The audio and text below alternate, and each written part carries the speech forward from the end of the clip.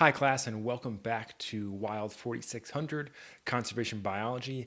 And in this class we're going to be talking about establishing and designing protected areas. We're going to go through a few pieces of history that are important to the development of national parks and protected areas here in our country. We'll talk a little bit about the national level, and then we're going to zoom out to the international level to learn a little bit about establishing protected areas at that international level and the importance of IUCN categories. So we've got a lot to talk about, so why don't we go ahead and get started. I want to start with a brief example just about the reason why we design protected areas and what they are. So I define protected areas as a clearly defined geographic space that is legally recognized and managed for long-term preservation of ecological processes, species assemblage, and native cultural values.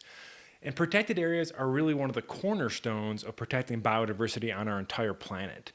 And I have this statement below that says if we're worried about protecting diversity, protecting these large swaths of land with intact ecosystems is arguably the most effective way to protect biodiversity. So if I pretend to ignore all other things needed by society and just focused on protecting biodiversity, then protected areas are definitely a major tool that we can use. But of course, it's a little bit more complicated than that. Just as an example here on this slide, I have a map of Olympic National Park that's on the Olympic Peninsula in the state of Washington. And this was long ago identified as critical habitat, nesting habitat for the federally listed marbled murrelet and spotted owl. So we have this area that we know is important for certain species for nesting, and we need to make sure and preserve that habitat so those species can persist on in the face of human encroachment. While designing a protected area might just be focused on a few species, we know that by using these umbrella species to protect areas, we are protecting much more than just those target species, right? Designating an Olympic National Park as a protected area in the 1930s actually benefited the overall biodiversity of the Olympic Peninsula ecosystems quite a bit, right? We're talking about wild salmon, Canada lynx, northern spotted owls, western snowy plovers, albatross, lake sockeye. All of those are federally listed, and now they have a refuge in Olympic National Park, right? The highest quality habitat that we can provide for species is large, unfragmented stands of old growth Pacific Northwest forests in this case, right? And that's really important for the designation of these protected areas, right? Having large, intact habitat. So that was just kind of an example of how we might focus on an umbrella species, but it can benefit many other species. And that's nothing new, I think, for everyone in this class, right? So I view protected areas, I define them as areas dedicated and managed to achieve the long-term conservation of nature. Economic activities are oftentimes restricted to varying degrees within these areas. Protected areas are established to conserve nature and protect biodiversity. All right, that's important. We oftentimes say that protected areas are good for human welfare. If you remember back earlier in the semester, we talked about ecosystem services. And so these protected areas can help humans in many different ways, provide those services. If we get enough protected areas established, conservation will be a success. Okay? So I just made some statements there. Let's try to look at some of the evidence of how protected areas can protect biodiversity. Before we do that, though, I want to get into a little bit of history and talk about how protected areas are established, which is a really important part of managing biodiversity. The federal government owned most of the land in the U.S., especially out west, right, initially. None was protected and there were no parks, though. Right? The government gave away or sold lands, but couldn't really acquire land. Right? This was past that point of initial acquisition of land. Right? As a great example of private groups getting together to protect land, right? So this is before establishing national parks was a thing. It's just sort of an interesting aside that the Mount Vernon Ladies Association acquired George Washington's estate in 1840. So back in the 1800s, early 1800s, protection of natural resources wasn't a major concern, especially with large areas out west, that were available. In this case, this group got together. Otherwise, George Washington's estate would have been sold to a private land developer. Right, so this is just to give you an idea of what the world was like back in the 1800s when we had vast areas in the West open and relatively undeveloped. Right. In the late 1800s, railroads were opening up the West for settlement, and exploitation, including things like homesteading, mining, vast clear cuts, were all occurring. But remember, looking back to that time period, it was very different to what we have today, right? So people weren't necessarily thinking about protecting biodiversity. In the mid 1800s, Yosemite was actually reserved by President Lincoln for public use, resort, and recreation. So this is the beginning of the movement towards, or the direction towards, national parks, but we're not quite there yet. And actually, even though President Lincoln reserved it, it was ceded back to California because the federal government did not hold or manage those lands, actually. So it was recognized for how beautiful it is, and it was set aside for public use, resort, and recreation, right? Now, after the Civil War in 1865, Yellowstone was designated as the world's first national park, established in 1872 by Ulysses S. Grant. Now, why was this established? It was established for many reasons. So many national parks were set aside because of geologic features. But in this case, with the world's first national park, let's dig a little bit deeper. It was actually created to help the railroad industry, Northern Pacific Railroad, bring in more tourists. So it was actually viewed as a development opportunity, an opportunity to bring people from the crowded East Coast out to the West to experience this wild and beautiful area. So of course the natural beauty was recognized, but at this point it wasn't really set aside for the benefit of wildlife or other natural resources. It was meant as a development opportunity to bring in more tourists from the East out into the West. So this all happened before the National Park Service was actually created in 1916. So Yellowstone National Park, while it was the world's first and the U.S.'s first national park, it was actually managed by the U.S. Army until 1916.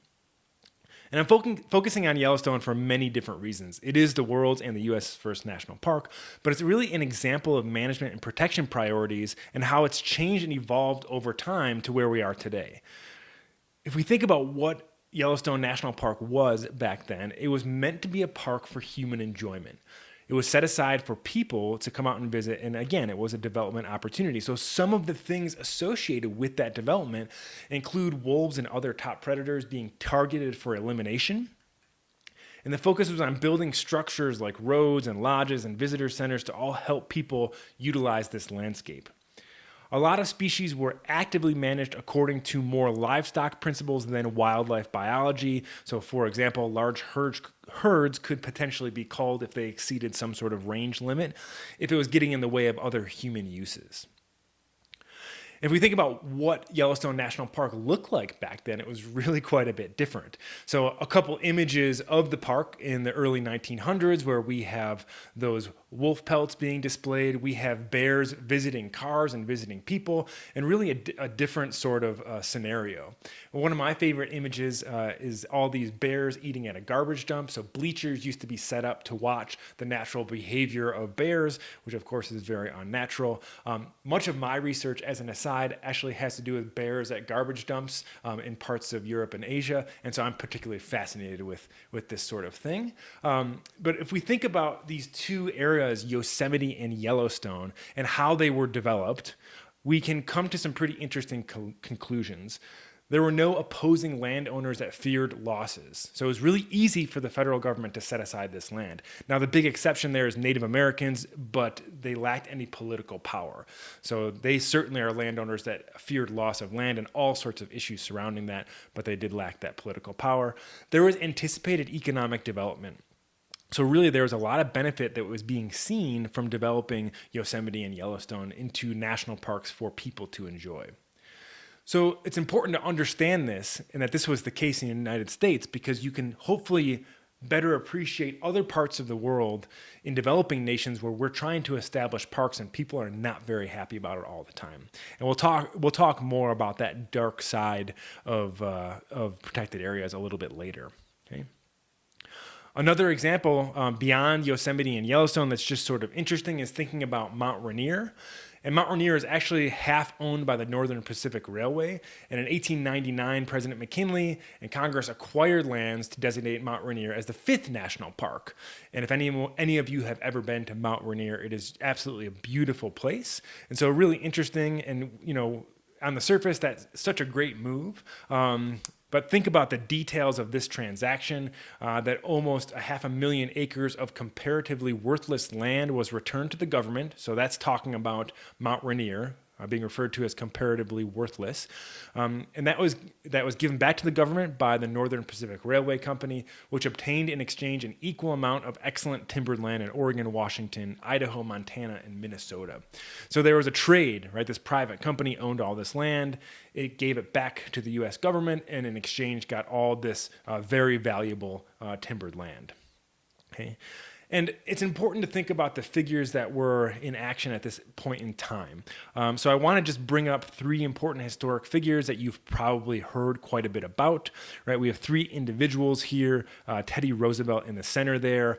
And we have kind of two sides to this argument of preservation on one side, and John Muir really represents what preservation means. And so a very famous environmentalist that founded the Sierra Club. And he would say things like, and a quote from him, that everybody needs beauty as well as bread, places to play in and pray in where nature may heal and cheer and give strength to the body and soul. Okay? So really wanted to preserve natural areas and prevent any human development at all, to have that natural world around us. We can think about some of the cultural ecosystem services that this might be associated with, right? That biodiversity has intrinsic value. Right. And Pinchot, on the other hand, was a little bit different. One of his most famous quotes is he wanted the greatest good of the greatest number for the longest time. And just to continue on that quote that I have written in my notes, that conservation is the foresighted utilization, preservation, and or renewal of forests, waters, lands, and minerals for the greatest good of the greatest number for the longest time. So really a utilitarian approach to how we use natural resources. He was the first president of the U.S. Forest Service. And really both of these individuals were visionaries in many ways.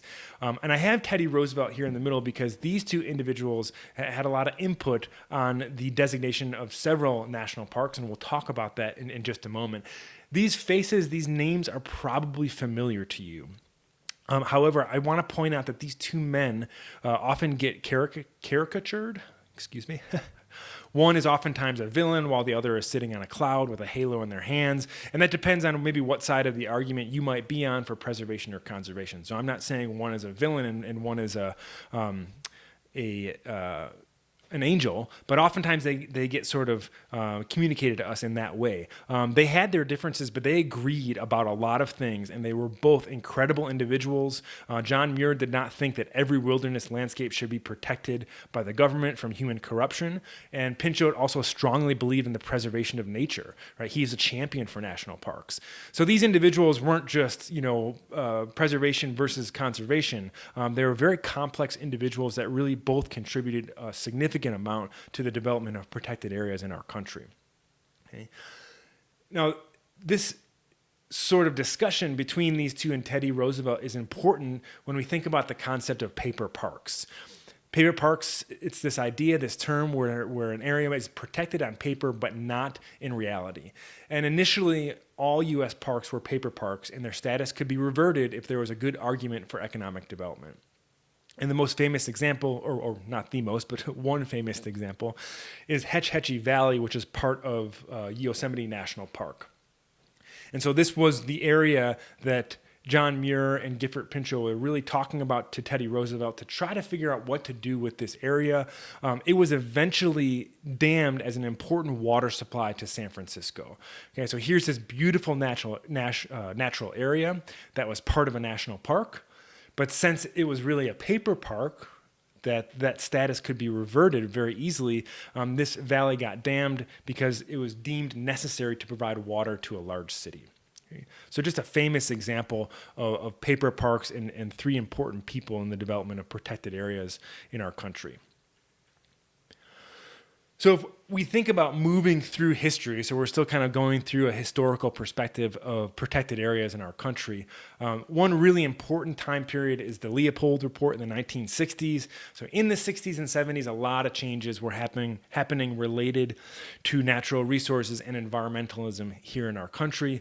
This was presented by none other than Aldo Leopold, who chaired this advisory board on wildlife management. And really wanted to start including ecosystem level concepts and practices into the development of national parks, protected areas, etc.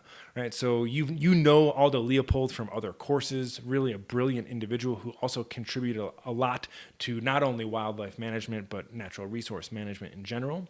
So this was an important report. In the 1970s, human influences on animals really started to be seen as negative and alien. So 1970 is really important because this is the first Earth Day occurs during this year. So we know that's really important during this time period when space travel was happening and people could actually look back on planet Earth and realize really how small we are and how important the Earth is as one. So that's all happening during this period of the 1960s, 1970s. As an example of that, new bear management policies were implemented to reduce bear interactions with humans and their garbage in places like Yellowstone. In Yellowstone in 1988, a very famous event, fire suppression policy, was totally reworked after these massive fires came through the area. And that was largely due to fire suppression previous to this time period. So now foresters and other natural resource specialists were really concerned with understanding how fire works, and the whole field of pyrogeography and forest fire science started to be born. Right? 1995, we actually see top predators, wolves, being reintroduced to the park. So we're kind of seeing this evolution of how we manage protected areas. So I'm using Yellowstone as an example of how things have changed so dramatically over time. As a bear biologist, a wolf biologist myself, I focus a lot on large carnivores. I'm really interested in using this as an example. So this slide has a lot going on, but that yellow color on the map, so that map shows us Yellowstone National Park in northwestern Wyoming, and the yellow indicates the burned areas from those 1988 fires. So you can see just how incredible these fires were, the vast areas in the landscape that were burned. If we think about how bear management changed, I already mentioned minimizing human-bear interactions. So a lot different than when those bears were hanging out at dumps and next to cars. Preventing human-caused displacement of bears from prime food sources, so not leaving food out, and reducing the risk of human injury in areas with a high level of bear activity. And this is the Yellowstone that we know of today when we visit, right? Very managed, right? So if we think about where we are today, we're really at the moment, we're at a time period when we manage for ecological processes, right? That's our current management practice in national parks. We let natural regulation take priority. We allow ecological processes to operate unimpeded by humans. So an example of that is fire. We let fires burn. We let nutrients cycle. We let forests go through succession. We allow decomposition to happen, competition and predation, so we don't stop wolves from consuming animals inside the park. We consider birth and death to be natural, and that just happens. But what about extinctions? So we talk a lot in conservation biology about extinctions. Well, this is actually where we do draw the line. So yes, extinction is a natural process, but we try not to lose those animals within our national park. So that is where people step in and managers step in to try to prevent extinctions of species. Right? So how do these protected areas get established? So we went through that brief history of national parks and protected areas in our country, and we could certainly spend a lot more time on that. How these protected areas get established, the most common way is a government entity taking action. So national, regional, or local government coming in and saying, okay, we're going to buy up this land, we're going to set up these boundaries, taxpayer dollars are going to pay for people to, manage tourists, to take care of the park, all these things. That's the most common approach to establishing protected areas. We sometimes do see NGOs or non-governmental organizations or even private land purchases happen. And so they can purchase, any sort of land that's available for sale and set that aside for protection. And oftentimes related to that is a conservation easement. And we'll talk a little bit more about conservation easements, but in summary, that's when landowners give up certain rights, maybe preventing any sort of development, but they still get to use that land for, let's say, ranching or timber, whatever it might be.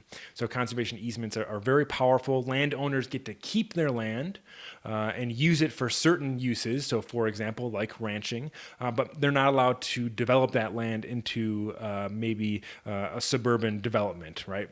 As one example. Okay. The way that a lot of protected areas in our country were established goes back actually to the Great Depression. As an example, the U.S. Forest Service acquired a lot of land during this time period, and this was an economic bailout, not a conservation move, right? And as an example, in 1 week in 1935, during the Great Depression, owners who could not pay taxes offered the Forest Service 8 million acres in a single week. Okay, these were willing sellers, so the government was not taking this land. They were purchasing off of landowners as an economic bailout. And people often sold the unproductive parts and kept the good lands. And so they wanted to keep those good lands maybe to raise food, to have herds of cattle, whatever it might be. So this is one of the reasons why we see a crazy patchwork of small parcels of land across the West, right? Just one reason why we see this pattern. Okay. So where have we ended up in terms of public land and protected land? So nationwide, the federal government owns almost 30% of all lands, but there are very significant variations regionally. As a couple examples, California and Alaska, 47% of California is owned by the federal government, 68% of Alaska. That's at the upper end. But then we have places like Texas, Rhode Island, and New York, my homeland, with 1 or 2% owned by the federal government. So tons of variation regionally. We also have different federal agencies that own this public land and do various things. That's another discussion for a later time, with the BLM being the largest federal agency or the largest landowner of the federal agencies. Forest Service close behind. National Park Service only 4%. So actually quite a small amount. Only about 11% of this is actually managed to protect biodiversity. So you're probably familiar with mixed uses that happen in on a lot of public lands. Only 11% is really managed to protect biodiversity. Okay. So what we've seen here through not only national parks but other federal lands is a construction of the U.S. Reserve System. Okay, and so I'm using that term quite broadly there, including all public lands with multiple different types of uses.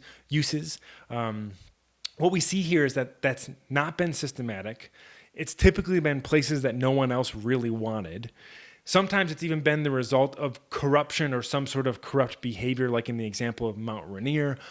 And a large part of this was government response to the Great Depression. Okay. You should be familiar with this figure from your textbook. The U.S. Reserve System is not well designed if biodiversity is the concern, right? We see a large proportion of protected areas in areas covered in rock and ice, like Mount Rainier. We also see a lot of low productivity soils being protected, areas that are no good for agriculture or other types of activity. So we have a lot of gaps in protection in the U.S. 30% of threatened and endangered species have no public land protection at all. They may have state or private land protection. And globally, only 12% of vertebrates, 12% of vertebrates have absolutely zero protection. Okay, so looking back, if we think about the creation of the Federal Reserve System, it really wasn't designed with biodiversity in mind, but now that is definitely what we're using it. One of the ways we use this Federal Reserve System. Okay, so we've talked quite a bit about the federal government. We can think about state governments. They offer all sorts of protections as well for biodiversity and natural resources.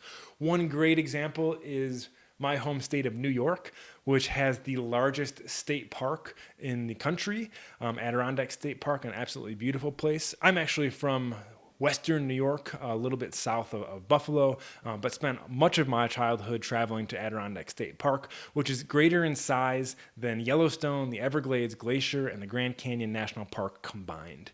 Right? Really a huge place, and it's phenomenal. It's a patchwork of land ownership. So there are private landowners in there. There are small towns within that state park. Really an incredible bioreserve area. So really phenomenal if you ever get a chance to visit Adirondack State Park. And this is just an example of how it's not just federal lands that create our protected area system here in the United States, right? Related to Adirondack State Park, there are a remarkable number of conservation easements, which we talked about briefly before, within Adirondack State Park. So remember, this is a legally binding agreement that's oftentimes voluntarily donated or sold by the landowner that limits certain types of uses or development from taking place on the land in perpetuity while the land remains in those private hands. So it would change if the federal government came in to own that land.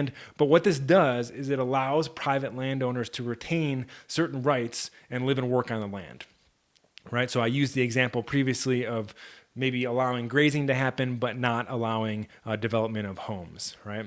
The private organization or public agency agrees to hold the easement and therefore the right to enforce the landowner's promise not to exercise those rights.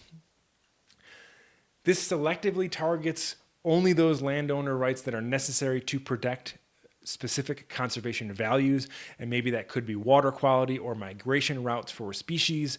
One of the best examples of this is the Sage Grouse Initiative that is across multiple states to prevent the sage grouse from being listed as a threatened or endangered species. A lot of conservation easements are in place to maybe allow those leks where sage grouse reproduce and mate, allow them to have nesting habitat and brooding habitat on private land, but still allow those private landowners to ranch or farm or whatever it might be. Okay. This conservation easement is legally binding when the property is sold or passed on to heirs. Use is therefore permanently restricted. So let's think about that a little bit. These easements are a voluntary contract. They can be sold or donated. Examples, large timber operation needs money, so it sells the right to develop housing on the land to a trust, which will not develop housing, and then it protects that land from development. Or maybe an individual rancher or farmer sells easements that restricts activity in a riparian zone to protect water quality, right? If donated or sold at a bargain price, the landowner may get a tax benefit, right? Either a charitable donation deduction or maybe a reduction in property taxes, all possibilities in that exchange of land. We have to be really concerned when these exchanges take place. Oftentimes, this is where corruption can sneak in, where somebody is either trying to get rid of land because maybe they can't afford to live on that land anymore, or maybe they're trying to buy up land at a discount price to change the way they're going to use that land. Now, we see private land trusts increasing over time. So from 1950 to the early 2000s, we see this remarkable increase in number of land trusts. Previously, the focus has been government ownership for protected areas, but this is another great route to increasing protected area, right, and increasing protection of biodiversity. But we had to be careful, right? Do they really do a public good that merits tax relief? Are they just some version of private parks where people get some tax easement? We oftentimes see inflated assessments of value when easements are donated, and we see very little monitoring that might take place on other federally protected land. So, for example, national parks or other areas like that, where we have monitoring goals in place, right, to monitor biodiversity. And I really want you to question this idea of in perpetuity. So is it true that these areas are going to be protected forever. What happens when the land changes owners and the new owners have values? As an example, in a study of 21 easement violations that went to court, only one of the 21 involved the original owner. So what that tells us is 20 out of 21 violations occurred because the owners changed hands, and that new owner of that land definitely wanted to do something else that was not related to that conservation easement. So let's get back to something I started to discuss earlier on in this lecture, that if we establish enough protected areas, then conservation will succeed. So conservationists a long time ago set a goal of protecting 10% of global land area. Today, we actually have about 15% of total global land area protected, and we've seen a dramatic increase, especially in the last several decades. Right, so here in the magenta colored line, we have total number of nationally designated protected areas across the globe. And then in the blue, we have the total protected area in square kilometers, right, with two different y-axes on either sides there. Okay. Well, but the point is that based on our previous lectures, we know biodiversity is still declining. And why is this, right? So we need to take a step back and think about establishment of protected areas on a global level, so to take a global perspective. Right? Nearly all countries have at least one protected area. We have IUCN status of protected areas in over 190 countries. There are some exceptions, including countries like Syria, Iraq, Haiti, Uruguay, and that should make sense. Some of these areas are war-torn. Maybe they are in developing countries where the priority is not biodiversity protection at this point. So we see some patterns there. So I already mentioned about 15% of the Earth's terrestrial surface is protected. We have about 10% of the Earth's territorial near-coast oceans that are also protected as well, and almost 4% or 3.5% of the Earth's marine environments that are in protected areas. Okay, so that puts things into perspective on the global level of what we have, and we have the IUCN to help us designate these areas or put these areas into different categories, right? This chart is from a conservation biology textbook that I have in my office, but you have this same chart in your conservation science textbook as well, right? These are IUCN protected area designations from 1 to 6. And the IUCN developed this classification system for protected areas that range from a low number, 1, which is a strict nature reserve. And you can see a description there that's provided. And remember, this is also available to you in your textbook, right? So going from a low number, the most strict, which is a strict nature reserve, where oftentimes humans are not allowed in except for scientific research and monitoring.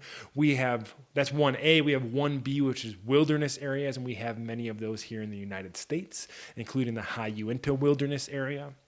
We then go up to national parks at 2, to national monuments at 3, which are slightly different.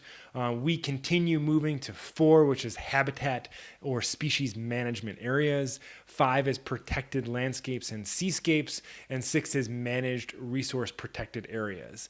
And so I'm not going to go through each one of these, but you should make sure and review this table in your textbook.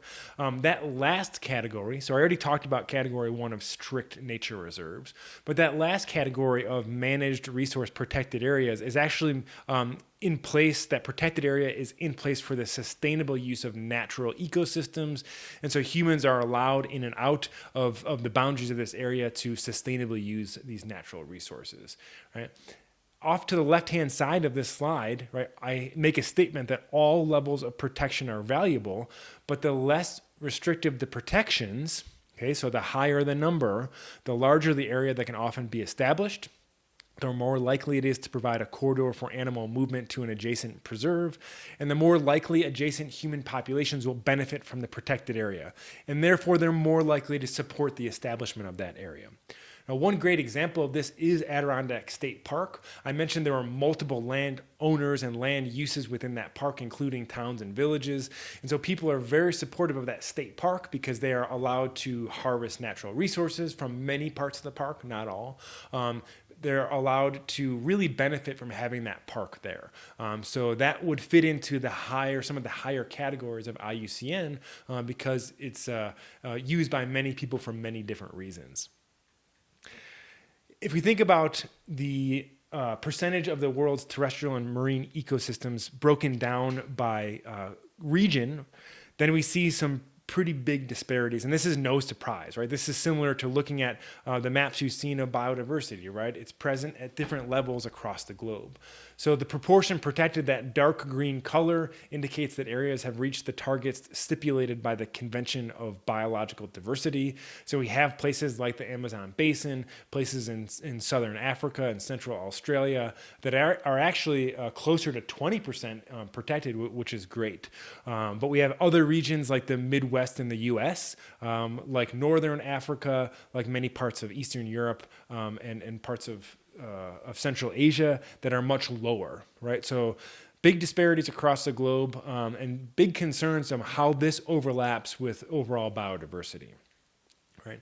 Similarly, we can look at the same idea, but focused on marine ecoregions. And so the same thing, the darkest color blue indicates areas that have reached the target stipulated by the Convention on Biological Diversity. And we have many regions, including the southeastern part of our country, the US, that are over 10% protected, which is great. Many parts of Australia. Take a look at Hawaii out there in the middle of the Pacific. We have many other regions, especially around developing countries like Africa, Southeast Asia, India, that are very low, have a very low percentage of protected areas in the marine realm, excuse me. Okay. We have seen a dramatic increase in the last few decades. So this is a very positive aspect of our discussion on protected areas that we see across all categories. We see an increase in the total amount of area protected with IUCN status. Right? I think it's interesting to note the breakup of this, where we have a lot of national parks in that purple color. That draws a lot of tourism, a lot of economic benefit. We also have a lot of that last category, category 6, protected areas with sustainable use of natural resources. So those two categories make up most of our protected area across the world. And we can see the reason for that, right? Economic development in terms of national park systems and tourism, and also the general support that category 6 has from local people. Okay. Now, as we start to see these protected areas develop across the world, I think it's interesting to note that we see people moving closer to those areas. So this is from a paper that is about 10 years old, but it's just really interesting. I'm looking at housing growth within 50 kilometers of U.S. protected areas. We can see the Wasatch Front in Utah on that in this figure here. That dark red indicates over 400,000 housing units in this 60-year period that we've seen grow close to these protected areas. So we know that there's increasing threat. So people are moving closer and development is happening oftentimes close to these protected areas because they are such beautiful places. We even have many units getting built within national forests, and there's all sorts of issues associated with this. But just understand that this, of course, represents a threat to these protected areas. Part of our discussion today is smashing myths about protected areas, and your textbook talks a little bit about some of these aspects, that protected areas are established to conserve nature and protect biodiversity. Well, hopefully I showed you from the beginning of this lecture that rarely has this been true. So it does happen sometimes, but historically, especially in this country, that has not been the case. Protected areas are good for human welfare. Sometimes they're really bad for people, but sometimes they can be good. And there's a very good section about the dark side of protected areas in your textbook. So make sure you read that. It looks like I have my animation backwards here, but if we can get enough protected areas established, that conservation will be a success. And that's really doubtful. Conservation has to address unprotected areas as well. That's a really important part of the discussion that we'll talk about next lecture. Right? So where do we start if we want to protect more? Right? I like this figure here. It helps us understand if protected areas really do help. We have two areas, Brazil on the top graph and West Africa on the bottom graph, and then an area inside the park on the left-hand side and an area outside the park with a boundary at 0 and then the distance from the park boundary on the x-axis. And we have different IUCN categories. We have categories 1 and 2 in the green, categories 3 and 4 in the red, and 5 and 6 in that orangish color. Right? And so it seems that national parks and other protected areas are able to prevent damage. The one thing I wanted to mention is we have natural vegetation, percentage of natural vegetation on the y-axis of both of these figures here. Right? So we're looking at the Atlantic coast forests of Brazil and West Africa. We see a sharp boundary with intact forest inside protected areas and around 50% intact outside of protected areas on that top figure there in Brazil. And in West Africa, there's considerable degradation within only 16 kilometers of that park boundary, right? So what we do notice is that, yes, protected areas do help protect biodiversity using natural vegetation as a proxy here. But we see some differences in type of protected area. So especially in Brazil, higher category IUCNs have less damage outside the park, which actually is a pretty interesting pattern there. And we see a little bit of that same evidence in West Africa, but we know from studies like this that protected areas do work. So where do we start? How do we prioritize which areas to focus our conservation time, energy, and money? And one tool is gap analysis that I want to talk a little bit about. This is a systematic process to determine gaps in biodiversity conservation. And I'll go through those steps really quickly. We could spend a lot of time on this topic, but I just want you to understand the basics of this gap analysis. We go through and we compile data into conservation units, species presence, ecosystem range distributions, etc. Right? So we create some spatial unit and put our data into these spatial units. We identify conservation and social goals, right? So we may want to protect X number of species or certain threatened or endangered species. We also take into consider social goals. So we might survey people, we might understand how people are using those natural resources. We then identify gaps in coverage by already protected areas. So where are existing protected areas? What is protected? What is not? And then we fill in the gaps. Okay, so pretty simple step-by-step process here for steps 1 through 4. What newly identified areas can be protected to meet the identified conservation goals in step 2. So I moved really fast through that. This is, of course, a lot more complicated, but really a common way we think about protecting biodiversity and increasing protected area.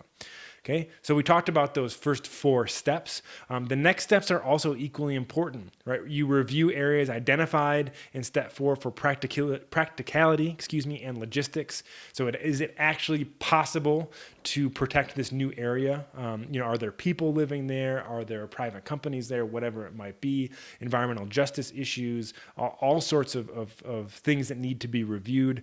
We then develop and implement management plans. All right, so that's the last step. After you identified the gaps, reviewed if it's practical and logistically possible to fill those gaps, and then you develop management plans, which maybe you've learned about these in other classes. Who is the agency, who's the landowner, who's going to monitor the area, whatever it may be. Okay, so gap analysis is really important, and we can even think about that at a really basic level in terms of taxa. Right, so we can identify gaps in the taxa that we are protected. We have 3 different colors here on this figure, and taxa on the x-axis: complete protection in blue, partial protection in green, and unprotected in red, and the proportion of each category on the y-axis there. And so we see some clear patterns here. One is that most taxa, of course, have partial protection. We don't have any taxa with complete protection, and luckily we don't have any taxa with unprotected protection or completely unprotected on this figure. But we have maybe important taxa that provide ecosystem services like mangroves that there's no area with complete protection. And just a couple basic summaries here at the bottom: that 10 to 30% of threatened species lack protection anywhere in their range. Most have at least partial protection, and relatively few threatened species are completely protected. Excuse me. And so we can identify gaps in how we are protecting taxa, different groups of animals and plants, right? So as we're thinking about designing and managing protected areas, we have some ideal scenario that we use as gap analysis to identify conservation priorities and protect species and ecosystems. So that's what I just went through, right? That's really what we hope happens. What is the reality? Oops, let me go back one here. So we have a wildlife refuge here that maybe we can assume that stakeholders went through this process of gap analysis to determine this is an important wildlife refuge. It has to be here for species X, Y, or Z. And so let's establish this protected area. Well, the reality is that we actually have more of a knee-jerk reaction to protect land with little commercial value. And so in this example of the Rocky Flats site, it was actually a nuclear weapons production facility that has significant radioactive contamination. So it became a U.S. Fish and Wildlife Service wildlife refuge because it really couldn't be used for anything else. Now it is really beneficial for many different species. It's over 5,000 acres in size, helps protect over 239 wildlife species. So it is a good thing, but it wasn't protected based on gap analysis.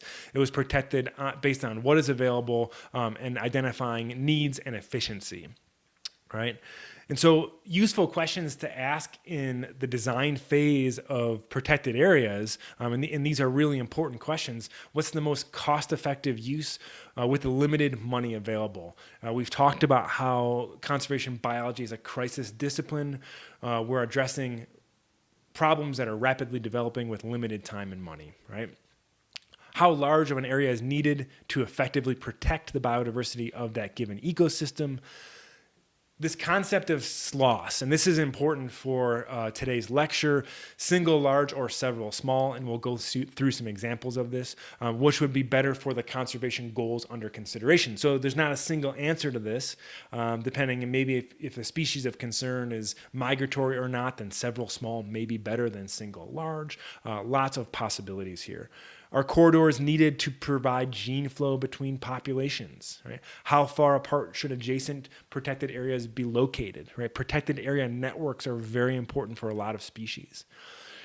We've learned about minimum viable population. How do we prevent local extinctions of whatever species we are worried about? And what's the best shape of protected areas? And so I really like this figure that talks about all these different considerations that we have to think about when designing protected areas. So I'd encourage you to go through this figure and just understand that we have worse on the left-hand side in the left-hand column and better, right? So these are very qualitative designations here. But if we're looking, for example, in letter A to we have a ecosystem that's partially protected, is that we have a worse setup for the shape of that and a better setup, right? A smaller reserve is actually worse than a larger reserve, right? Fragmented reserve is worse than a unfragmented reserve. So these are all conceptual, of course, but understand that ideally we're on the right-hand side of this chart for each one of our categories. That's obviously not going to be possible based on the feasibility, the practicality of establishing protected areas, but we want to think about each one of these categories and try to move towards that better side. This figure actually continues to a lot of other concepts, including things like uniform habitat protected or diverse habitat. We want to try to protect diverse habitats. We want to try to have a reserve shape that's closer to round so that there's fewer edge effects. Another great reason why Adirondack State Park is just a wonderful place, because it has that circular shape as opposed to an irregular shape, right? A mix of large and small is actually better than only large. We want to manage these reserves regionally. Integration zones, where we have maybe some strict nature reserve at the center, followed by a wilderness area, all the way out to that category 6 IUCN, where humans are allowed to sustainably use natural resources. So that's a really important one as well. Okay. Now, once we have our protected area set up, designated, and it's in place, I want to discuss briefly how we might manage these areas. The ideal scenario is that nature can take its course like we talked about earlier with national parks, once that protected area is established, and humans don't need to actively manage any sort of biodiversity conservation. That's not usually the case, right? And one great example of this are penguins at the Table Mountain National Park, Cape Peninsula in South Africa. Critical habitat for the African penguin, an IUCN endangered species. However, the reality is that active management is often needed because there's so much human activity in these protected areas. Many species and ecosystems will not persist without human monitoring and intervention. So just a sign that says, please look under your vehicle for penguins, because sadly, there's a big problem in this area with people running over penguins after they get out to look at the penguins. So the ideal scenario is that there's no intervention, but the reality is oftentimes there is a lot of intervention. Okay, so that active management takes a lot of different roles. If we think about what active management is, it's not what we've seen in the past. It's not eliminating top predators and having animals get habituated to human activity. It's not promoting one species over another. And it certainly isn't creating some aesthetically pleasing area, right? Removing dead trees, creating decorative landscapes, whatever it might be. Okay, that's not what active management is. We want to propose, and this is happening in many areas, a more adaptive management approach. And you've learned about this in other courses, but this is essentially, going through a systematic process of trying out different methods of managing natural resources and using statistical tests to understand what is the best way to manage that natural resource, and then move forward with whatever technique or process is most successful. Right? Adaptive management wants to protect biodiversity, maintain ecosystem services, maintain historical landscapes, provide meaningful resources and experiences to local inhabitants and visitors, raise public awareness about natural resource issues, and then adapt, monitor for effectiveness and adapt their approaches and adjust management practices when needed. Okay, so a great flow chart that shows adaptive management as a process. Right, it's going to change over time depending on what might be happening in the broader landscape. Okay. As we wrap up this first lecture in the online version of Wild 4600, a few items that we want to take home with us, that we want to remember, okay? So our take-home message for this lecture includes some highlights that you should know 2 IUCN categories of protected areas, at least 2. What is a paper park? An important definition. Know general patterns in U.S. and global protected area development. We went through a couple figures that shows those general patterns. How much of the Earth's terrestrial surface is protected? What about oceans? We talked a little bit briefly about the dark side of protected areas, but your textbook goes into much more detail, talking about how protected areas can have a negative impact, especially on local people. Okay? And understand SLOS, single, large, or several small, and how it's related to reserve design. So I went through that great chart during this lecture, and understand why this is important for biodiversity. So each one of those categories that we went through kind of describes a different process in ecology or biodiversity, and understand why that reserve design is very important for different aspects of ecology. So with that concludes our lecture on protected areas. I hope you were able to learn a few new things, and you can always go back and review the lecture now that you have access to this recording. Don't hesitate to reach out to me if you have any questions about lecture content, remembering that depending on your instructor, you may have different quizzes or speed talks or whatever might be due. So make sure and access your Canvas page, but contact me if you have any questions about lecture content, and have a great day.